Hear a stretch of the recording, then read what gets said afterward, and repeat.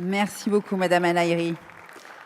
Monsieur Gilbert Collard, vous avez la parole pour 5 minutes également.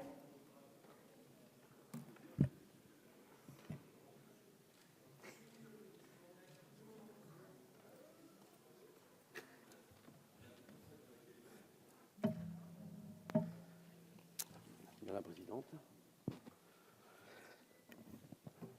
Ce budget, on en a parlé longuement, il a été critiqué. Pour moi, une seule définition peut le présenter. Il est le requiem des pauvres et l'alléluia des riches.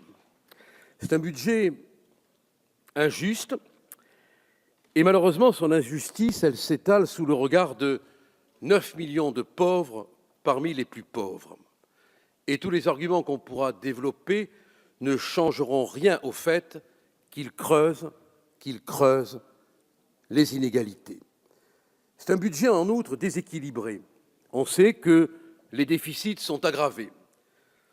On passe de 76,5 milliards à 82,9 milliards de déficit public. Et c'est un budget de soumission. On s'incline une fois de plus devant l'Union européenne et on est dans les clous avec lesquels l'Union européenne nous cloue.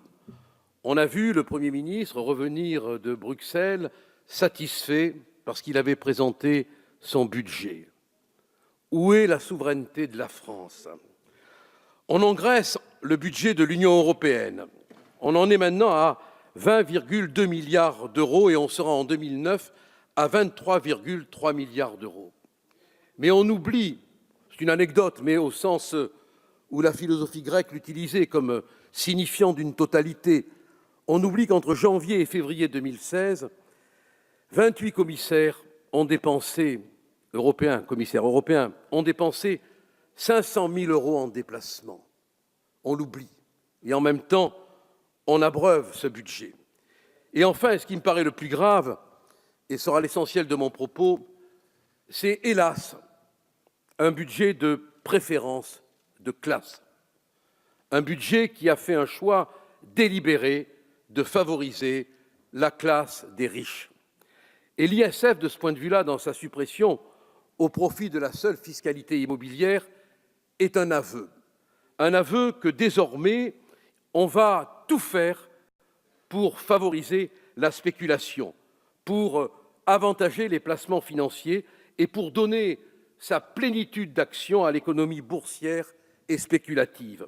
7000 opérations boursières, on l'a dit, et je me plais à le répéter, peuvent avoir lieu en un clic. La France est la championne du monde d'Europe des dividendes versés. Alors on nous dit, mais les exilés fiscaux qui vont revenir vont abonder l'économie française. Mais quelle garantie avons-nous de la réorientation de cette épargne? Quelle démonstration peut-on faire d'un rapport entre les placements financiers et l'innovation d'entreprise? En réalité, on est en train de nous présenter des personnages de Zola comme des anges de la finance. Et là, on se moque de nous. On se moque de nous parce qu'on veut nous faire croire que tous ces braves gens qui vont revenir, Omar Sy, Renaud, Noah, Florent Pagny, Emmanuel Béard, tous ces exilés fiscaux vont d'un seul coup venir abonder notre économie. Non, mais la réalité, c'est qu'on a fait un choix pour l'économie boursière, pour la finance visible et invisible. Et ce choix, il est terrible, il est accablant.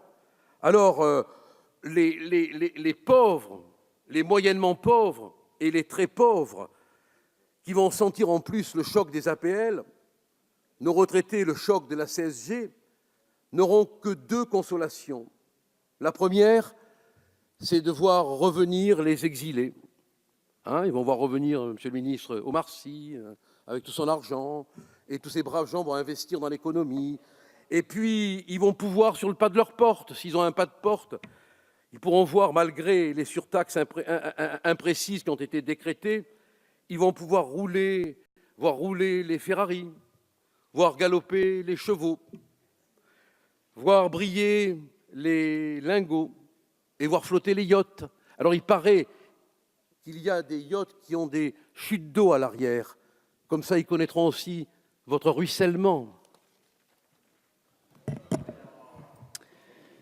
Monsieur Collard, suite à cette intervention, il me semble qu'il est important de rappeler qu'il est quand même de coutume de saluer les personnes qui sont présentes au banc.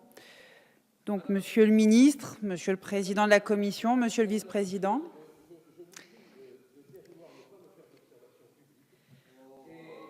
Je ne fais que rappeler une coutume de cette assemblée et je vous prie de bien vouloir regagner votre poste. Je parle d'une coutume, monsieur Collard. S'il vous plaît, je vous demanderai de retourner.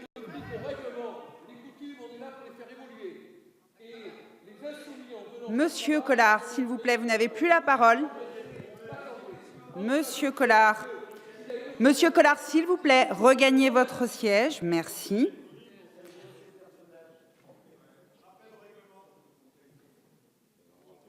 Je vous en prie, monsieur Chenu, je vous écoute.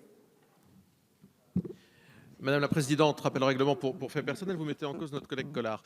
Vous nous parlez de la coutume. La coutume n'existe pas en réalité, vous le savez bien, puisque c'est exactement ce qu'on nous a dit dans l'ensemble des débats liés à l'évolution du règlement intérieur, que la coutume n'existait pas et qu'il fallait se fier au règlement intérieur pour l'ensemble des amendements que nous avions déposés. Donc je vous renvoie au débat sur le règlement intérieur, qui fait que la coutume, ici, n'a pas vocation à présider aux destinées de nos débats, mais simplement le règlement intérieur qu'a évidemment respecter à la lettre notre collègue Collard. Je vous remercie, Madame la Présidente.